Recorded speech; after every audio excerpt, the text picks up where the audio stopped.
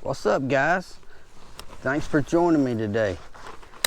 I'd like to share with you what I've got going on. I'm preparing for a kayak tournament on the Mulberry River, scheduled for next week.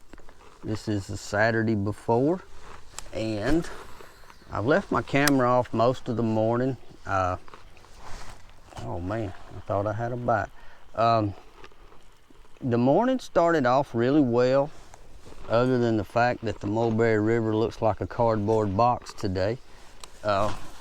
Recent rains, well, yesterday actually, muddied up the river. The current's not bad, but the water quality is not very desirable. My experience fishing the river, the water is generally from stained to clear. So this is new to me. The first hour, I guess, I was on the river this morning. I think I caught 3 bass and 2 brim, all on a willow leaf spinnerbait. The bass were exactly where you would think they would be in current. They were behind. Well, 1 came off a rock pile, 2 came off of log jams, where the log jams were actually thick enough to divert the current a little bit. So those are like textbook river bass. That's where you expect to find bass, you know, behind current breaks, indentions in the bank, wing dams, places like that that offer them a little rest or somewhere to hide and wait for unsuspecting bait fish to come along. And when the water muddies up, it tends to group them even tighter to these places. So the fishing has been very tough, but my main goal today wasn't to get out here and just catch a lot of fish. I'm on a stretch of river I've never been on before. I actually lived on the Mulberry River for 15 or 16 years, but way upstream where the water was a lot more shallow, rocky. You could do a lot of wading. Everywhere you turned, there would be a current break or a ledge. Now this river right here, this section may be full of ledges, but being muddy, can't see them. I can see my depth. This stretch of river is also way deeper than upstream, say the Garden City area. The Garden City area is great for wading. The Locust Fork has sections up there, great for wade fishing, fly fishing. This down here, I am not, but 7 or 8 feet off the bank, and I'm showing 8 foot deep. That just doesn't happen normally where I fish the Mulberry River and am comfortable with. So this is all new. I just wanted to share with you my preparation for an upcoming tournament. I'm planning on filming the tournament. If I get to practice again tomorrow, I'm gonna run my camera again. And I may start doing that a little more. I don't generally run my cameras when I tournament fish because they're a little distracting, but I think I'd probably get away with it a little bit. Just let them run and till they run down, or either turn them off and on various times through the day and kind of give a breakup of how my day went, and then do a recap at the end maybe. But right now, the fish that I have caught in this muddy water have been textbook positioned behind a current break of some sort. I had hoped to find more rocky points than I have found in this whole stretch of river. There's been 4 or 5 rocky points. Had a couple of swirls on a bait. I honestly believe this still is a tremendous section of river to fish and holds fish It's just muddy, and it would definitely change. If the tournament were today, it would have definitely changed how I would have wanted to fish.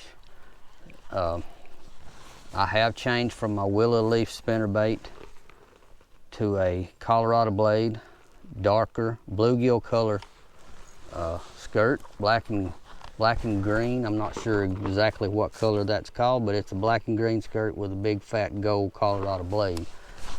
So as the current drifts me back down toward the truck, I'm throwing a little different blade than I came upriver throwing. Now if the water conditions held like they are today for tournament day, this would be my game plan. And nobody wants to share things that they will actually do. They're afraid, oh, somebody's gonna beat me. But if you know me, you know I'm not like that. And I will probably publish this video. I'll probably put it out before the tournament. So that's how I roll. I don't care. I think that's what my channel's for, is to put out information. But what I would probably do if the water held this color, I would probably stick with this bait right here, Colorado blade spinnerbait. I would probably go with a black and blue jig, possibly with rattles. Give a little more, and I would go ahead and rig me an anchor system to where I can position myself behind these log jams that offer this break in the current, so I can anchor downstream, throw upstream toward that log jam, and bounce that thing through there and work that thing over really good, up anchor, move on to the next one. May throw the blade in between some do nothing banks that, you know, maybe have a little indentation here and there, but for the most part I would have to target definite structure, and I would be paddling toward one log pile to the next. Maybe look for, there's been a few run-ins. I did get a bite off of a run-in that I lost, but clear water coming into muddy water, hell, that's a magnet right there a lot of times. I would not go with, I love a brown, you know, a pumpkin or a green pumpkin or jig, but this water, you gotta have something dark. You gotta have something that's gonna make noise. You're gonna have a bait that's gonna vibrate. That's my choices. Those will be the two baits that if this water doesn't clear up, that'll be my grinders all day. Jig and thumping spinnerbait. Anybody got any comments that would lead me to believe, hey, that's the wrong choice? Put them in the comments below. I would love to hear how somebody else would fish it. I know that everybody has their own ideas, but to me that just seems the way to go. I don't want to get in a position where I catch a fish, and this will go out to you guys that don't have much, you know, river experience or fishing in a current. Don't get up past your structure and dob around on the upstream side. One thing, you're going to end up hung up. The secondly, it's the fish are nosed into the current, so you want to be throwing up and bringing it downstream to them. Thirdly, and most importantly, it's not a safe practice, because as you're fighting a fish, if you're upstream of your log pile or boat dock or wherever, that current's going to put you back into your cover. You don't want that. You want to always be safe. In my case, that's why I will stay downstream of my target and run my anchor. That way I can throw upstream. If I have to fight a fish, I'm going to be where I'm safe.